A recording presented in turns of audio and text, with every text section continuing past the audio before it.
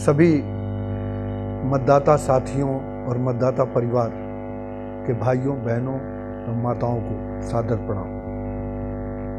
मैं सच्चिदानंद श्रीवास्तव समतामूलक समाज निर्माण मोर्चा का राष्ट्रीय अध्यक्ष हूँ तथा जनता ब्रिगेड पार्टी के साथ हमारा महागठबंधन है और जनता ब्रिगेड पार्टी के चुनाव चिन्ह सीसीटीवी कैमरे के ऊपर जो क्रम संख्या 9 पर आप यहाँ ईवीएम का जो नमूना यहाँ है इस पे देख सकते हैं। 9 नंबर पे हमारा चुनाव चिन्ह सीसीटीवी कैमरा है।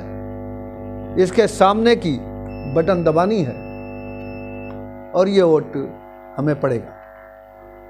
तो मैं सबसे पहले सभी मतदाता परिवार से यह अपील करता हूं कि इस बार आइए हम सब मिलके स्थानीय मजबूत और ईमानदार नेतृत्व और एक परिवर्तन की अमूल परिवर्तन की नींव डालें, क्योंकि उत्तर प्रदेश ही नहीं, हमारा मानना है कि भारतवर्ष में सबसे विवेकशील और महत्वपूर्ण चुनाव क्षेत्र विधानसभा 175 लखनऊ कैंट है और यहां से हम लोग चुनाव लड़ रहे हैं और मैं सच्चिदानंद श्रीवास्तव प्रत्याशी। सर, जनता ब्रिगेड फौजियों की पार्टी है तो किस प्रकार से फौजी और रेलवे कर्मचारियों को?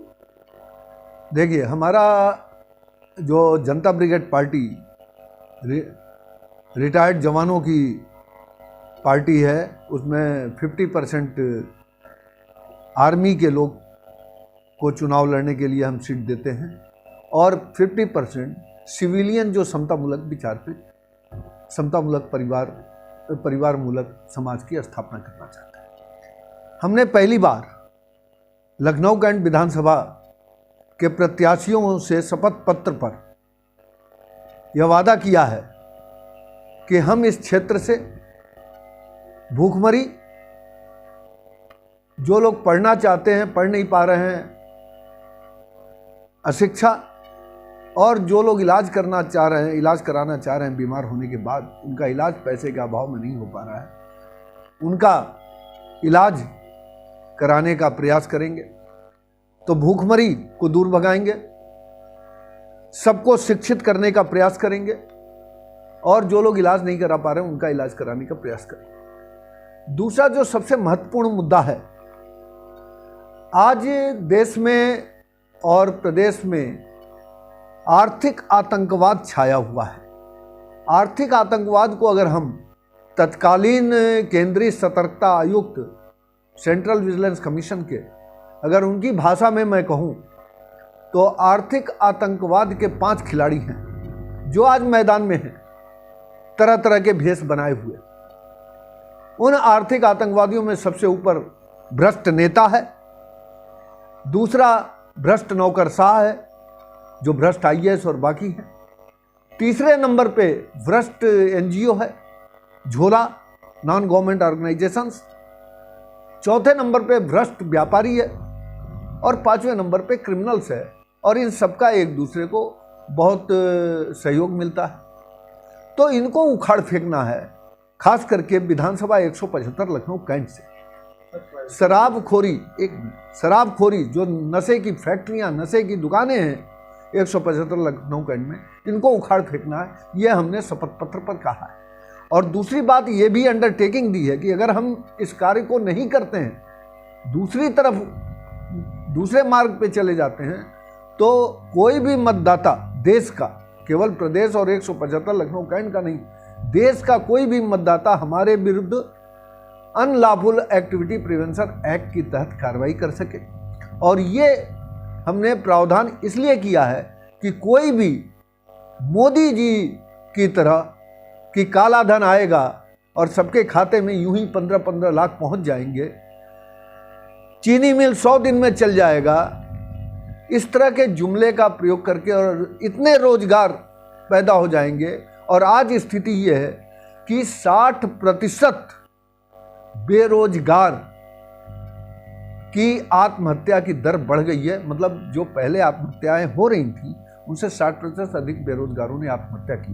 दूसरी तरफ मैं आपके माध्यम से मतदाता साथियों का ध्यान आकृष्ट कराना चाहूंगा कि भाइयों बहनों ध्यान दीजिए, जिस दिन चुनाव की घोषणा हुई है उससे ठीक एक दिन पहले हवाई जहाज में प्रयोग में आने वाले पेट्रोल की कीमत पे जो टैक्स लगता है वैट 21% का, उसको 1% कर दिया गया, जबकि आपके पेट्रोल डीजल पे 250% का टैक्स है और 30 रुपए में बिकने वाला पेट्रोल डीजल आज 100 रुपए में बिक रहा है।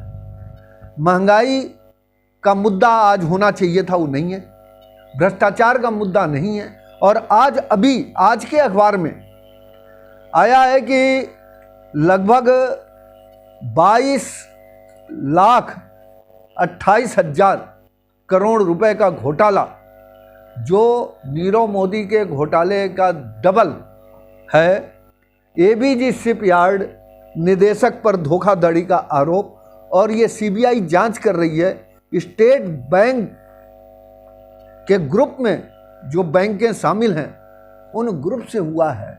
आज आम आदमी को कर्जा लेना होता है तो एक बैंक से नहीं मिलता, यहाँ 28 बैंकों से लोग कर्जे लेके जा रहे हैं। और दूसरा, इस आर्थिक आतंकवाद से मोदी जी जो बनारस चले गए,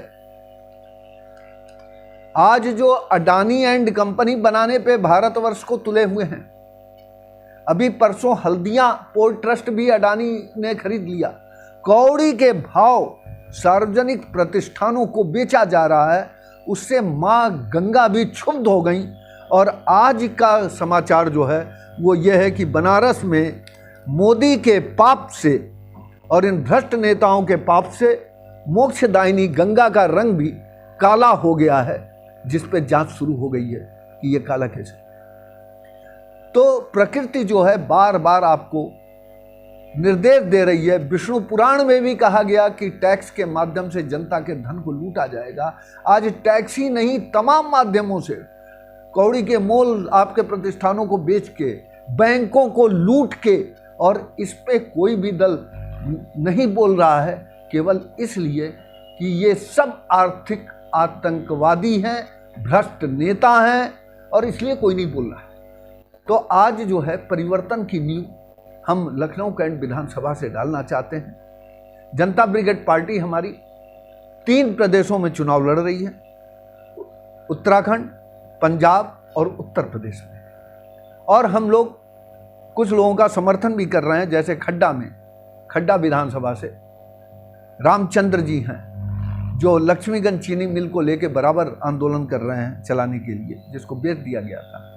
आज आप देखिए, मायावती ने सारे कारखानों को बेचा, बसपा ने, सपा ने उसको संरक्षित किया, भाजपा ने संरक्षित किया। और ये स्थिति है कि जब माननीय उच्च न्यायालय ने ये कह दिया कि सरकार को चीनी मिलों को बेचने का अधिकार नहीं है, तो सरकार अपील कर दी, बसपा सरकार ने अपील की और सबने संरक्षित किया।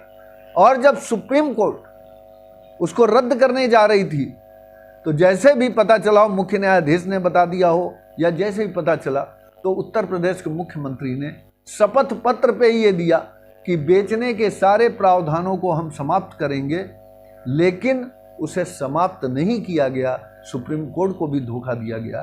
तो मैं केवल एक बात कहना चाहता हूं अपने मतदाता साथियों से कि आज मौका है, आइए हम सब मिलके